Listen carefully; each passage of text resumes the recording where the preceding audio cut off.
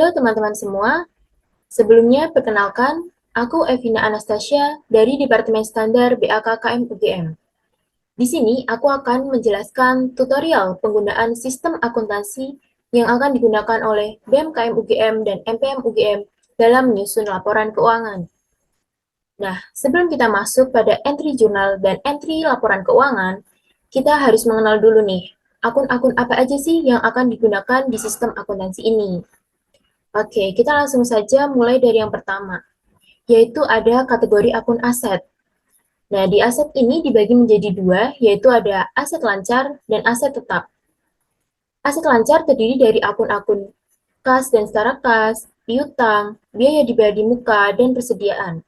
Sedangkan aset tetap terdiri dari akun aset tetap neto. Mengapa aset tetap neto? Karena ini adalah aset tetap bruto yang sudah dikurangi oleh akumulasi penyusutan, sehingga kita hanya mencatat secara bersihnya saja. Nah, untuk aset sendiri, kode akunnya adalah 1. Kemudian yang kedua ada liabilitas. Di liabilitas ini ada dua akun, yaitu utang operasi dan pendapatan diterima di muka. Kemudian ada aset neto. Nah, di aset neto ini, mengapa sih kita menggunakan aset neto bukan ekuitas? Karena BMKM UGM dan MPM UGM ini tidak berorientasi pada profit, sehingga kita menggunakan aset neto bukan ekuitas. Aset neto dibagi menjadi dua, yaitu ada aset neto terikat dan aset neto tidak terikat. Aset neto terikat ini contohnya adalah sumber daya yang penggunaannya itu dibatasi oleh pemberi sumber daya, kayak dari Ditmawak, terus dari uang dari sponsor gitu. Sedangkan aset neto tidak terikat ini yang penggunaannya itu tidak dibatasi oleh pemberi sumber daya, jadi hanya dibatasi oleh dari dalam organisasinya sendiri. Nah, ini contohnya adalah iuran kas pengurus, terus pendapatan, maksudnya dari hibah gitu. Kemudian, kategori akun yang keempat ada pendapatan. Nah, pendapatan ini terdiri dari pendapatan kas pengurus dan staf, kemudian ada pendapatan ditmawa, pendapatan sponsor, pendapatan hibah, dan pendapatan lain-lain. Nah, di pendapatan ini juga dibagi dengan tidak terikat dan tidak terikatnya. Untuk pendapatan Ditmawa dan pendapatan sponsor ini masuk pada kategori pendapatan terikat, sedangkan untuk pendapatan kas pengurus dan pendapatan kas pengurus dan staf, kemudian pendapatan hibah dan pendapatan lain-lain ini masuk di kategori pendapatan tidak terikat. Kemudian yang selanjutnya nih, yang terakhir ada kategori akun biaya. Nah, di biaya ini juga ada biaya honorarium, biaya merchandise, biaya konsumsi, biaya transportasi, biaya bahan dan peralatan, serta biaya lain-lain. Semua biaya, kecuali biaya lain-lain itu termasuk biaya terikat. Nah, untuk biaya lain-lain itu tidak terikat ya, teman-teman. Oke, setelah kita mengenal akun-akun, mungkin kita langsung saja masuk di soal dan kita mengentry jurnalnya nih. Nah, ini ada 3 soal yang udah aku persiapkan. Ini yang pertama, ini udah sama jurnal yang akan kita entry nanti ya. Jadi ada tanggal 8 Maret 2023, bendahara menerima dana dari Ditmawa untuk kegiatan Gajah Mada Volunteering sebesar 10 juta. Ini jurnalnya adalah kas dan setara kas di debit karena mereka menerima uang, kemudian kreditnya ada pendapatan Ditmawa. Oke, kita langsung saja mulai di jurnal umumnya.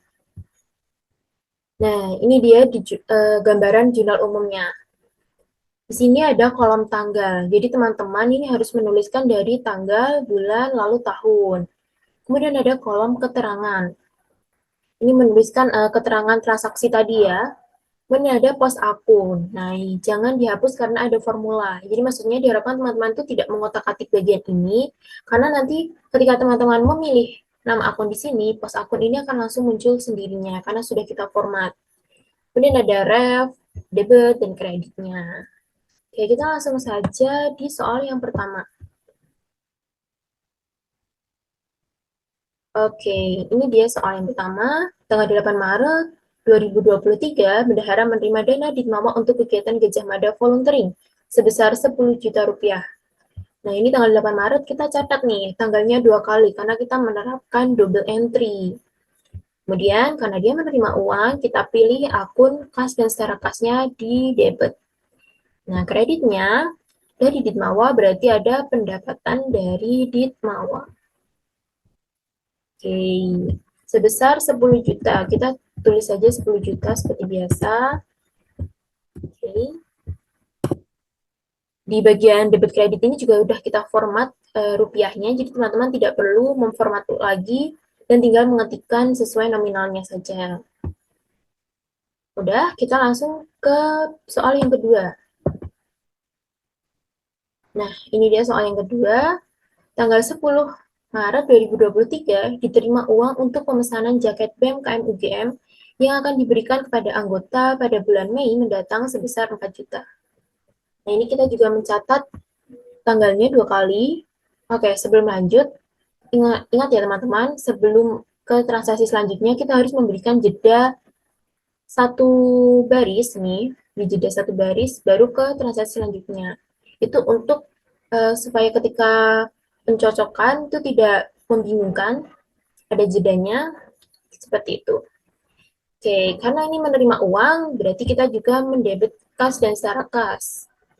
Kemudian kreditnya, pemesanan jaket BEM pada untuk bulan Mei, tapi ini terjadi di bulan Maret, berarti adalah pendapatan diterima di muka sebesar 4 juta. Kita catat 4 juta seperti biasa. Oke. Nah, kemudian soal yang ketiga nih. Apa sih soal yang ketiga tuh? Nah, ini dia soal yang ketiga.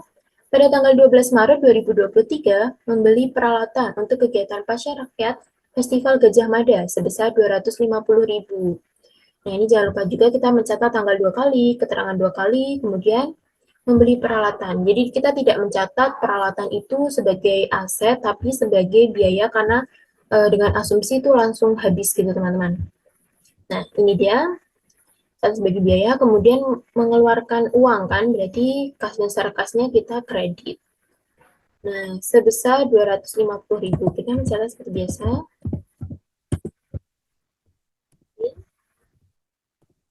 Nah, sampai 3 soal ini, kita bisa langsung lanjut ke buku besar. Setelah kita entry semua nih, 3 soal yang tadi, kita lanjut ke buku besar nih. Nah, ini dia nih. Teman-teman, di buku besar ini sudah langsung otomatis, jadi tidak perlu mengotak-atik atau memformulakan sendiri ya.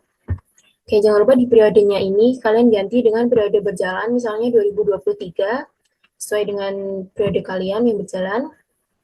Oke, di sini ada kita memilih misalnya akun pendapatan diterima di muka. Di buku besar tercatat satu transaksi yang bersangkutan dengan pendapatan diterima di muka, yaitu ketika pemesanan jaket nih, sebesar 4 juta kredit, saldonya sekarang juga kredit 4 juta. Kita misal cari akun lain nih, kita coba kas dan secara kas nih. Nah, ini dia. Kas dan secara kas nih, karena tadi 3 transaksi yang kita entry itu berhubungan dengan kas secara kas semua, jadi di sini juga ada 3 transaksi. Oke, ini yang pertama tadi dari Ditmawa, kemudian pemesanan jaket BEM, terus dikurangi oleh memberi peralatan. Jadi sisa saldonya ini tinggal 13.750. Oh ya, di bagian saldo awal ini teman-teman bisa mengentrinya di awal tadi di chart of akun ini. Nah, di bagian sini ya teman-teman untuk mengentri saldo awal. Tapi karena tadi kita nggak memakai saldo awal, jadi di sini juga tidak ada saldo awalnya. Itu juga udah langsung otomatis ketika teman-teman mengentri di chart of akun. Setelah buku besarnya udah nih, kita pastikan, lanjut kita ke jurnal penyesuaian. Tapi karena untuk BMKM dan MPM sendiri itu jarang ada penyesuaian, bahkan tidak ada seperti tahun-tahun sebelumnya, jadi kita lompati saja. Untuk pencatatannya sama seperti jurnal umum, ini tinggal memilih nama akun, nanti nomor akunnya akan muncul sendiri, seperti itu. Kita lanjut di neraca lajur. Nah, di neraca lajurnya ini juga udah otomatis, jadi teman-teman tinggal memastikan aja bahwa ini sudah balance dan terentry dengan benar. Nih, seperti tadi, di neraca saldo, terus tidak ada penyesuaian, kemudian dipilah menjadi laporan aktivitas dan laporan posisi keuangan. Oke, pastikan ya teman-teman bahwa di sini bagian laporan aktivitas dan bagian neraca itu sama dan balance. Ini mereka untung 9.750.000 dari transaksi-transaksi tadi, ada 3 transaksi itu. Oke, setelah kita di pemisahan untuk laporan aktivitas dan laporan posisi keuangan, kita lanjut di laporan. Nah, ini dia adalah laporan aktivitas nih, jangan lupa periodenya.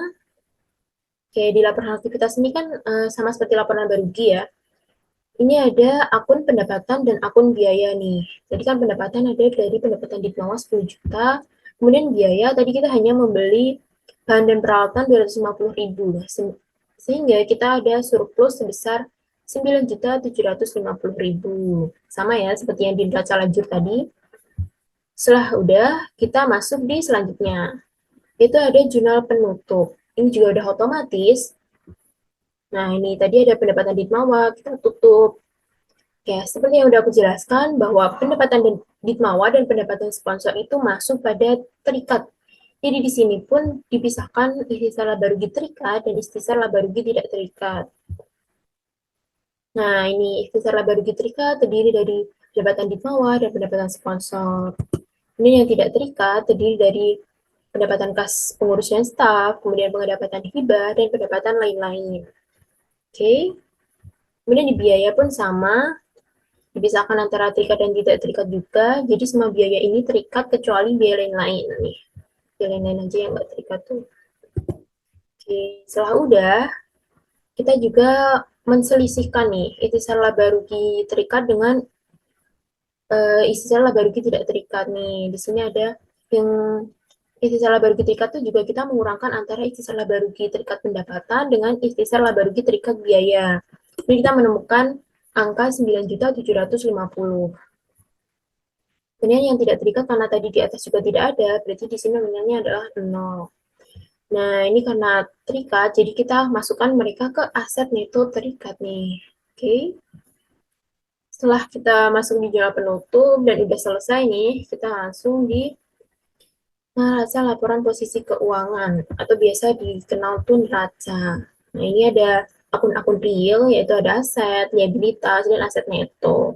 Biasa tadi ada kas dan secara kas tuh sebesar 13.750, sehingga total asetnya ada 13.750.